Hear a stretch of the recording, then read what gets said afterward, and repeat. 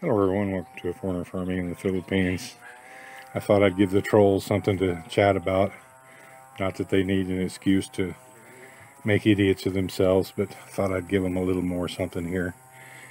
I really don't know the details of what has been worked out for Tatay and Gina's house, but I do know that Mike Prill has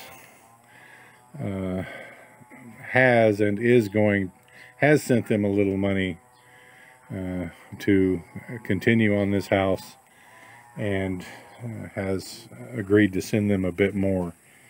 Now, I don't know how much. I don't know.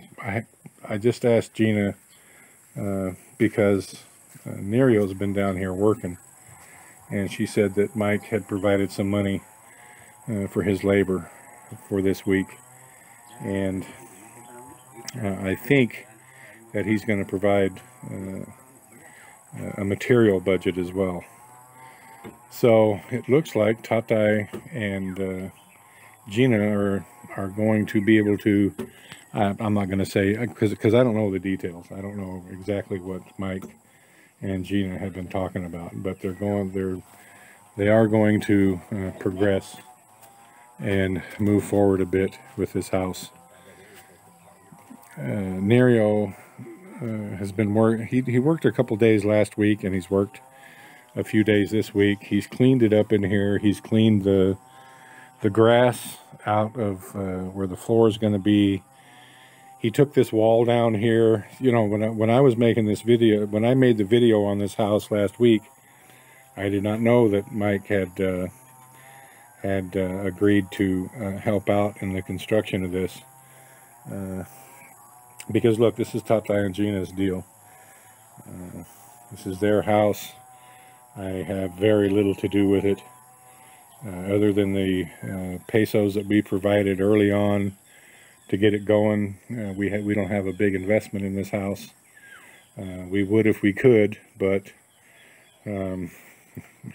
we have no shortage of other places to spend our money on. Let's put it that way. But I'd just like to give a shout out to Mike Prill, who has agreed to help Tatay and Gina. As far as I know, I'm trying to remember what Mike, because I did talk to Mike about it a couple days ago, but this was just in passing about this house. So I'm trying to remember what was said. I think he's going to provide money for hollow blocks to finish these walls up. Because they were damaged in the typhoon. When the roof blew off, it was, you know, the roof was connected to the walls at the top and through the purlins, and these poles as well. So there was probably some shaking and vibration before it was just all ripped off, and so it took down part of this wall and up to about chest high, and cracked the rest. And I think there was a portion of this wall as well that was damaged and had to be taken down. It had a big crack in it. The thing with this house is that, you know, ours has a 10 or 12 inch, I can't remember, beam all along the top, all around the top of our house. On top of the hollow blocks is a beam with four number 24 form bars in it, and 24 form bar is bigger than your thumb. You can see the difference between that and this is like number 9. And that beam around our house goes all the way around the top, all the way, and adds strength to the walls.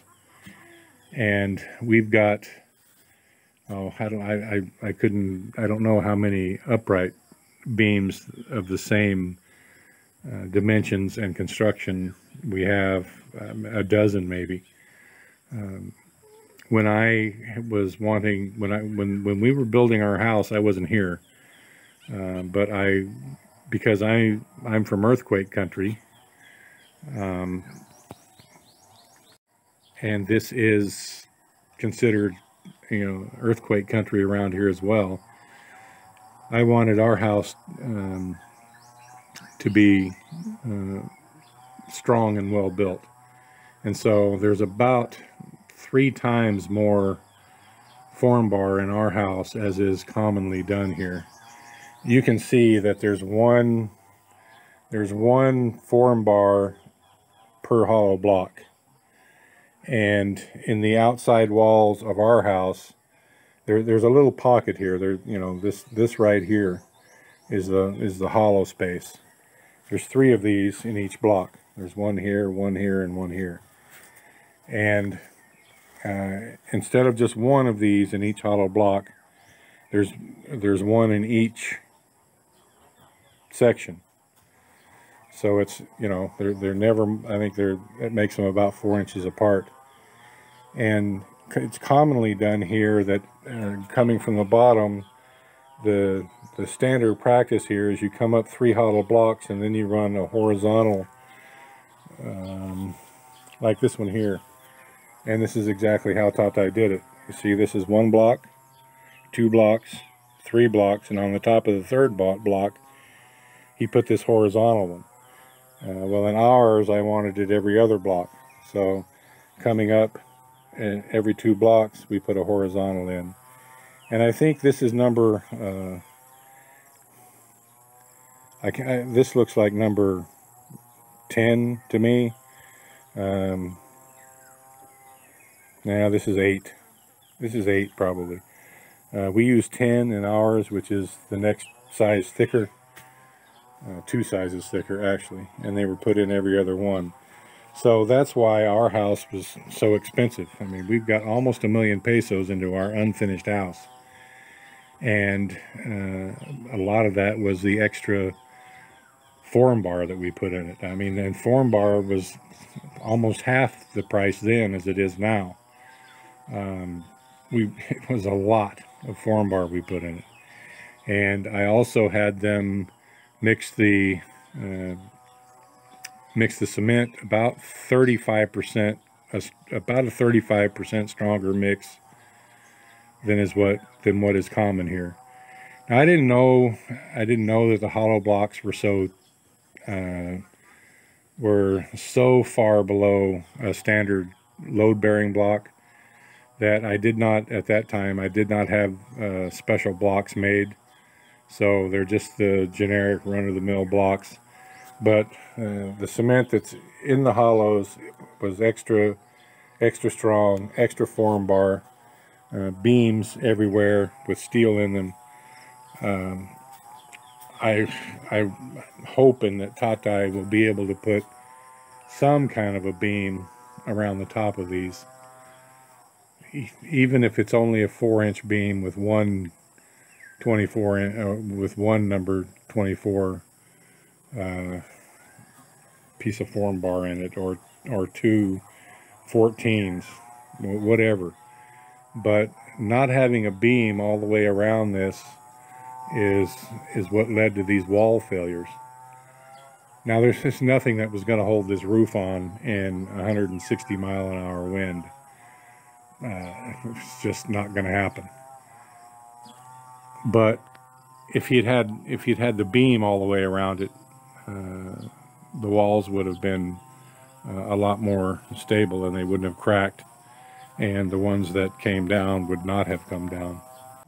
So anyway, I would just like to give a shout out to Mike Prill and say thank you for helping Tatai and Gina. And Mike has been a big help to us as well. He was the man who gave us the money to start the shrimp tanks well over a year ago, but we just haven't been able to finish them up yet, but we're working on it. So thank you, Mike. It's much appreciated. If you guys, Mike also has a YouTube channel called Hungarian Polar Bear Traveling America. And you see him often in the comments. So if you guys want to go check out his channel, feel free. So thank you, Mike. A personal thank you from me to you for helping out Tata and Gina. Again, I don't know how far, what kind of commitment or you've made or what you have talked about with Gina, but even just this cleanup and getting the walls cleaned up and ready to rebuild is a big help.